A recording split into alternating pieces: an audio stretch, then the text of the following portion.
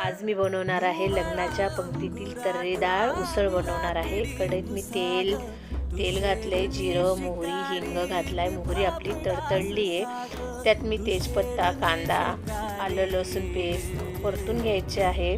त्यात मी एक टोमॅटो घातलाय, टोमॅटो सुद्धा परतून त्यात मी आता जाडसर शेंगदाणे घातले, मिरची पावडर, मसाला, हळद, धने पावडर, मसाले परतून झाल्यानंतर त्यात मोड आलेली मटकी घालायची। मटकी पण 2 मिनिट परतून घ्यायची आहे। आता तिला 5 मिनिटाची दणदणीत अशी वाफ काढून घेतली आणि त्यात मी गरम पाणी घातलंय।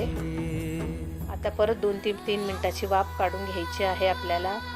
आता 5 मिनिटं कमी गॅसवरच भाजी शिजू द्यायची आहे। वरून कोथिंबीर घातली आहे।